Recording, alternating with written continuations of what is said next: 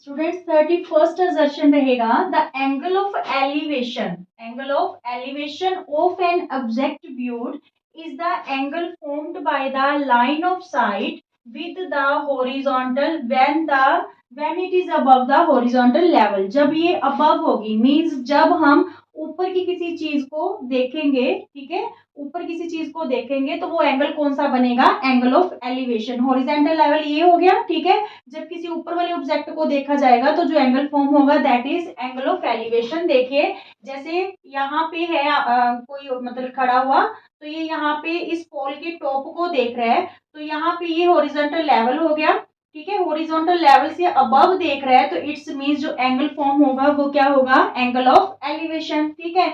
Now reason the angle of depression of an object. Angle of depression कब बनेगा, viewed is the angle formed by the line of sight with the horizontal when it below the horizontal level। जब ये below होगा horizontal level से means जब हम ऊपर खड़े होकर किसी चीज को नीचे की तरफ देखते हैं तो कौन सा एंगल बनता है, एंगल ऑफ डिप्रेशन। मान लीजिए आप यहाँ पे इस बिल्डिंग के टॉप पे खड़े हो, ठीक है, तो ये हॉरिजॉन्टल लेवल हो गया, ठीक है। जब आप इससे नीचे की तरफ देखोगे, यहाँ पे किसी ऑब्जेक्ट को देखोगे, यहाँ पे खड़े होके किसी ऑब्जेक्ट को देखोगे तो ये वाला जो एंगल बनेगा, ये वाला angle that is angle of depression, angle of depression बनेगा। Clear.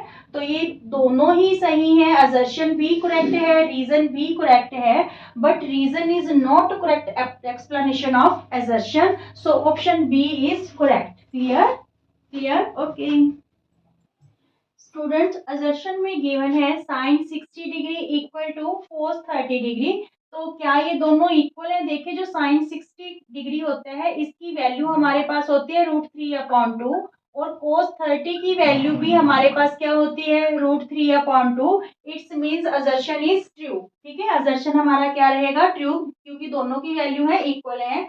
Now sine 2 theta plus equal to sine theta plus sine theta where theta is an acute angle. तो रीजन चेक करते हैं, यहाँ पे थीटा वो बोल रहा है कोई एक्यूट एंगल है तो हम लेट कर लेते हैं थीटा को 30 डिग्री, ठीक है। 30 डिग्री की वैल्यू फिल करके देखते हैं यहाँ पे कि ये दोनों वैल्यूज इक्वल आएंगी कि नहीं आएंगी। तो साइन 2 थीटा है, 2 थीटा मीन्स 2 इंटू 30 डिग्री और equal to sine theta means sine 30 degree plus sine theta means sine 30 degree. तो यहाँ पे ये क्या हो गया, साइन 60 डिग्री हो गया। साइन 60 डिग्री की वैल्यू क्या होती है, √3/2। साइन 30 की वैल्यू होती है हमारे पास 1/2, ठीक है। तो यहाँ पे ये √3/2 और ये 2/2 हो जाएगा, कैंसिल होके क्या आ गया, 1। तो it's means √3/2 is not equal to 1। तो जो रीजन है ये क्या हो गया, फॉल्स हो गया। असर्शन ट्रू है, रीजन फॉल्स है, तो यहाँ पे ऑप्शन सी इसका करेक्ट रहेगा, ठीक है। Option C is correct. Clear, okay. Students ये असर्शन है आपका the distance between the points 10 cos 30 degree 0 and 0 10 cos 60 degree is 10 units. ये दो पॉइंट्स के बीच की आपको डिस्टेंस कितनी गिवन है, 10 यूनिट्स। अब इस क्वेश्चन को देख के कुछ बच्चे तो कंफ्यूज हो गए, वहीं पे छोड़ देंगे इस क्वेश्चन को कि डिस्टेंस फॉर्मूला में हमने ट्रिग्नोमेट्री तो की नहीं, पर ये वैल्यूज हैं जो बहुत इजी हैं, ऐसे ही नहीं छोड़ देना इस क्वेश्चन को। देखिए कोऑर्डिनेट्स की वैल्यू बहुत इजीली हमें फाइंड आउट हो जाएंगी अगर आपको टेबल बनाना आता है या वैल्यूज आपको लर्न है। यहाँ पे देखिए cos 30 की वैल्यू हमारे पास होती है √3/2, तो ये कैंसिल होके 2 5 10, तो ये हमारे पास क्या रहा 5√3, ठीक है। और यहाँ पे y की वैल्यू क्या थी हमारे पास 0, एक कोऑर्डिनेट्स तो ये निकल आए। अब यहाँ पे सेकंड वैल्यू हमें 0 और 10 cos 60 दे रखी है, 10 cos 60 डिग्री। तो 10 cos 60 की वैल्यू हमारे पास होती है 1/2, तो ये आगे हमारे पास 5। जो सेकंड कोऑर्डिनेट्स हैं वो आगे 0 और 5, ठीक है। बिल्कुल इजी सा था, बस आपको कंफ्यूज करने के लिए ऐसी वैल्यूज दे दी हैं, तो आपको कंफ्यूज होकर इसको छोड़ना नहीं है क्वेश्चन को, ठीक है। तो यहाँ पे मान लीजिए ये ए के कोऑर्डिनेट्स है, ये पॉइंट बी के कोऑर्डिनेट्स है, और असर्शन में बोला गया है कि इन दोनों पॉइंट्स के बीच की जो डिस्टेंस है दैट इज 10 यूनिट्स। तो हम डिस्टेंस फॉर्मूला लगा के इसे चेक कर लेते हैं कि 10 यूनिट्स आ भी रही है या नहीं। तो यहाँ पे ए बी की जो डिस्टेंस है वो कैसे फाइंड आउट करेंगे, x1 माइनस x2 का स्क्वायर 5√3 माइनस 0 का square plus y1 minus y2 का स्क्वायर मीन्स 0 माइनस 5 का स्क्वायर। ठीक है, तो यहाँ पे ए बी की जो डिस्टेंस है, यहाँ पे हमारे पास जब 0 माइनस करेंगे तो ये 5√3 ही रहा इसका स्क्वायर और प्लस वहां पे रहा हमारे पास -5 का स्क्वायर। जब 5√3 का स्क्वायर करेंगे तो 5 5 जा 25, 25 3 जा 75। देखिए 5√3 इंटू 5√3, तो ये 5 5 जा 25 हो गया, √3 क्या हो गया 3, √3 का स्क्वायर हो जाएगा तो स्क्वायर से रूट कैंसिल होके 3 बन जाएगा, तो 25 3 जा 75 और 5 5 जा 25। ठीक है, होल का रूट। तो यहाँ पे जो ए बी है वो हमारे पास क्या आ गई √100, तो √100 की वैल्यू क्या होती है 10। ठीक है, तो यही बोल रहा है कि जो दोनों पॉइंट्स के बीच की डिस्टेंस है दैट इज 10 यूनिट्स। रीजन क्या कह रहे हैं कि mid points of line segment joining A B and C D is given by a minus C upon 2 और b माइनस डी अपॉन 2। ये रीजन रॉन्ग है, यहाँ पे असर्शन हमारा ट्रू था। रीजन रॉन्ग क्यों है, क्योंकि जब भी किसी लाइन के हमें मिड पॉइंट्स फाइंड आउट करने होते हैं तो वहां पे मिड पॉइंट फॉर्मूला होता क्या है हमारे पास x1 प्लस x2 अपॉन 2, यहाँ पे प्लस आना चाहिए ना कि माइनस। ठीक है, तो ये रीजन क्या हो गया रॉन्ग हो गया, असर्शन ट्रू है, so option C is correct. Option C is correct. Continue the topic assertion and reasons for जो 35th assertion है स्टूडेंट्स, that is if a chord AB subtend an angle of 60 degree at the center, कि अगर एक code AB centre पे 60 degree का angle subtend करती है, then the angle between the tangents A and B is also 60 degree. तो जो angle है टेंजेंट्स के बीच वो भी क्या होगा 60 डिग्री। बट ये असर्शन है ये रॉन्ग हो गया।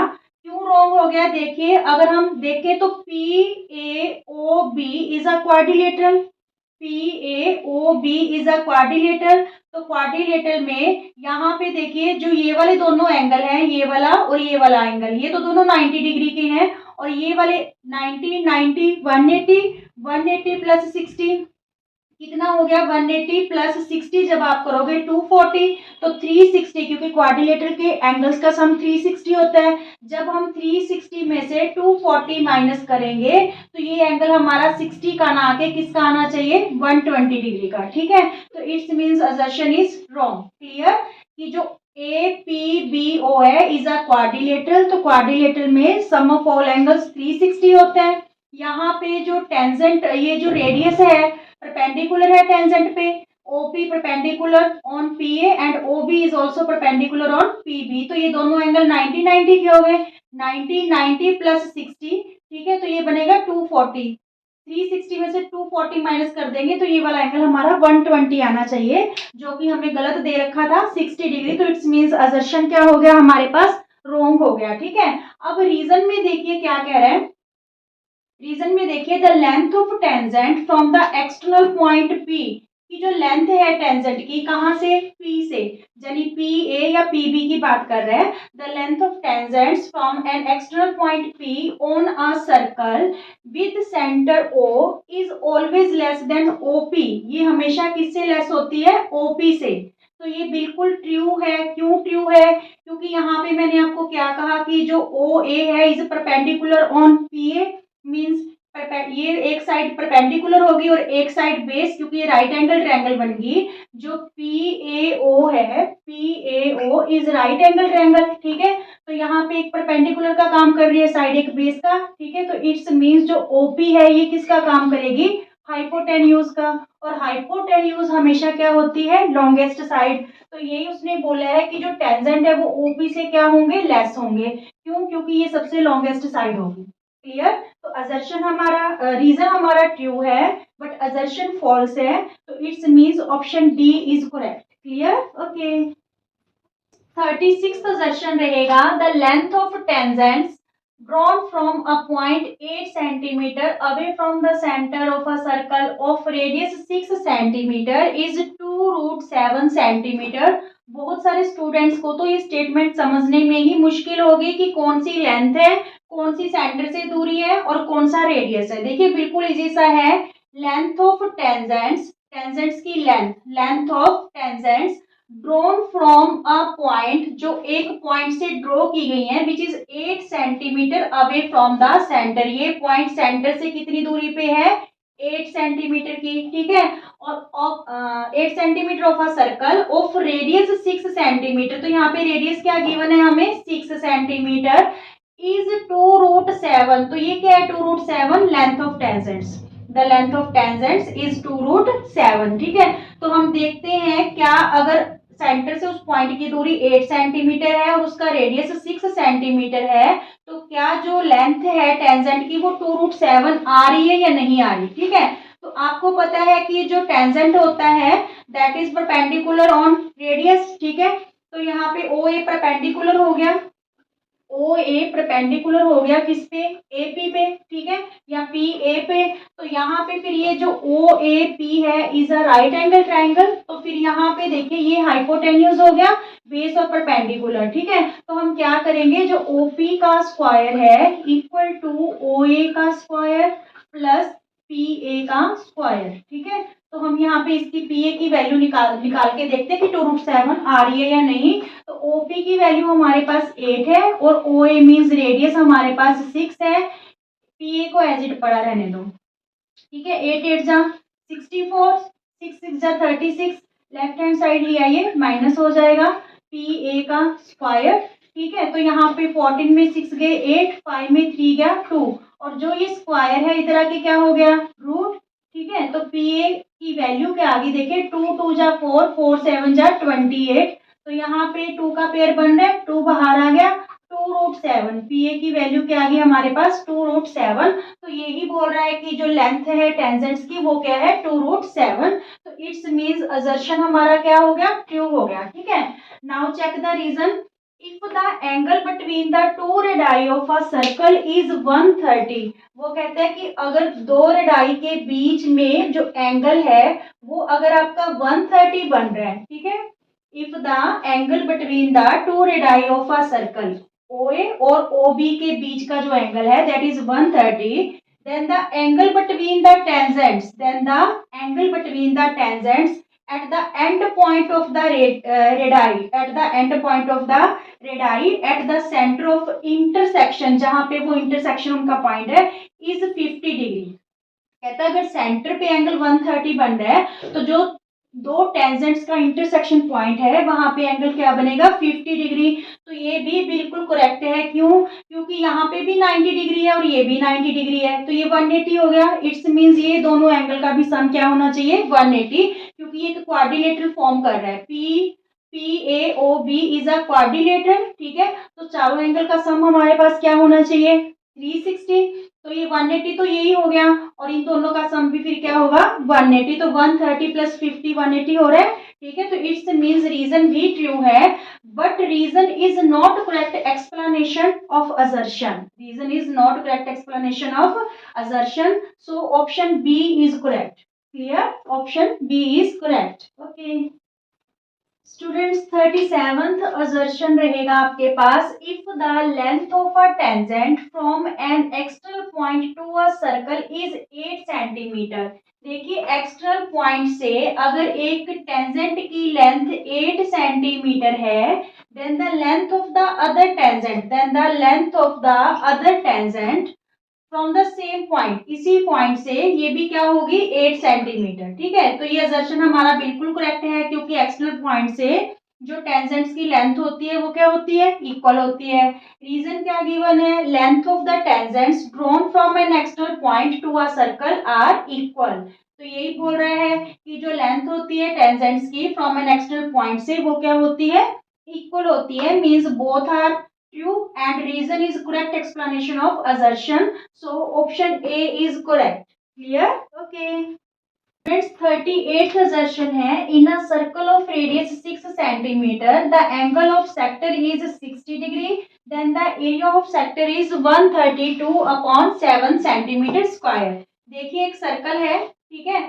सर्कल में जो यहाँ पे आपको सेक्टर का एंगल दे रखा है यहाँ पे ये दे रखा है आपको 60 degree, the angle of sector is 60 degree और रेडियस क्या दे रखा है 6 सेंटीमीटर। ठीक है, तो वो कह रहा है कि एरिया है जो सेक्टर का वो 132/7 है। तो हम चेक कर लेते हैं कि ये 132/7 सेंटीमीटर स्क्वायर आ भी रहा है या नहीं। तो जो एरिया ऑफ सेक्टर होता है, एरिया ऑफ सेक्टर क्या फॉर्मूला होता है, θ/360 पाई आर स्क्वायर। ठीक है, तो थीटा हमारे पास क्या है 60 डिग्री है, तो 60/360 पाई की वैल्यू हम 22/7 यूज कर लेंगे।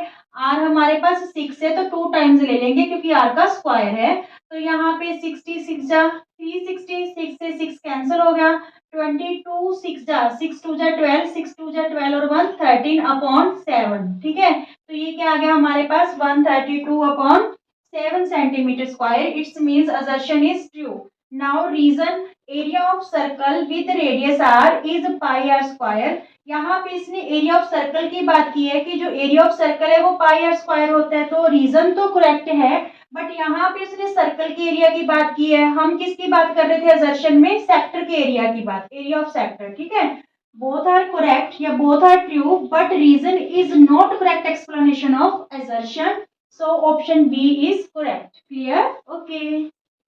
39th assertion है हमारे पास, the length of the minute hand of a clock is 7 centimeter, then the area swept by the minute hand in 5 minutes is 77/6 centimeter square.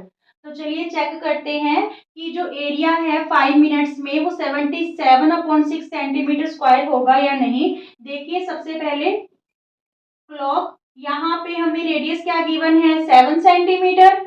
ठीक है, मान लीजिए 5 मिनट्स में, यहाँ पे 5 मिनट्स में इतना एरिया स्वेप्ट कर रहा है ये, तो ये एरिया जो है फाइंड आउट करने के लिए हमें थीटा की जरूरत होगी, मींस एंगल की जरूरत होगी, बट इस सजेशन में एंगल इज नॉट गिवन। तो एंगल हम कैसे फाइंड आउट करेंगे, देखिए जो कंप्लीट एंगल है 60 मिनट्स होते हैं, तो 60 मिनट्स में कंप्लीट एंगल है जो बनेगा 360, तो 1 मिनट में कितना जो है एंगल वो बनेगा, थीटा क्या बनेगा 1 मिनट में, यहाँ पे बन गया 6 डिग्री का, 1 मिनट में क्या एंगल बनेगा 6 डिग्री का। तो हमने कितने मिनट का निकालना है एरिया 5 मिनट्स का, तो 5 मिनट में थीटा क्या होगा हमारे पास 30 डिग्री होगा। ठीक है, मीन्स यहाँ पे जो एंगल होगा that is 30 degree.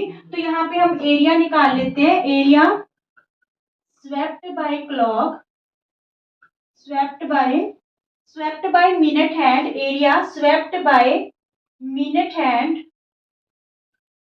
in 5 minutes।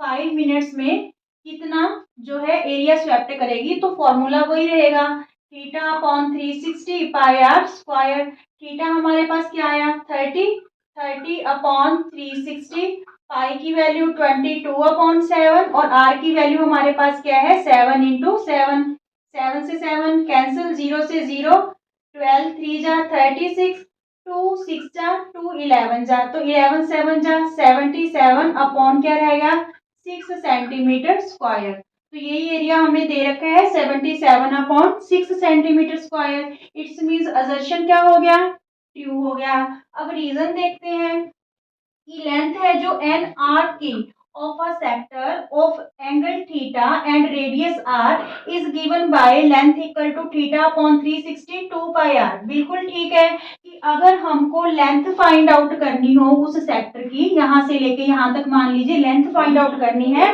तो फॉर्मूला क्या रहता है θ/360 × 2 pi r। है तो ये correct, but this is not correct explanation of assertion, so option B is correct. Clear?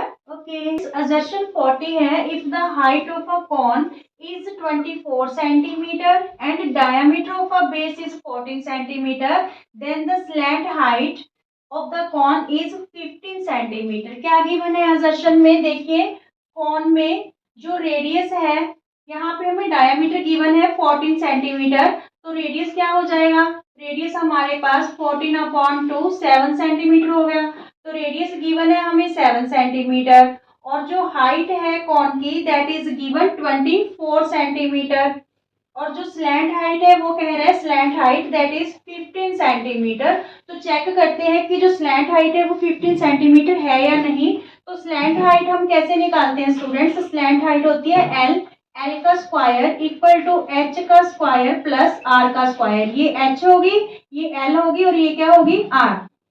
ठीक है, तो यहाँ पे एच आपके पास क्या है 24 का स्क्वायर, आर क्या है हमारे पास 7 का स्क्वायर और एल क्या गिवन है 15। अगर ये साइड्स इक्वल आ जाती हैं तो इट्स मींस असर्शन हमारा क्या होगा ट्रू होगा।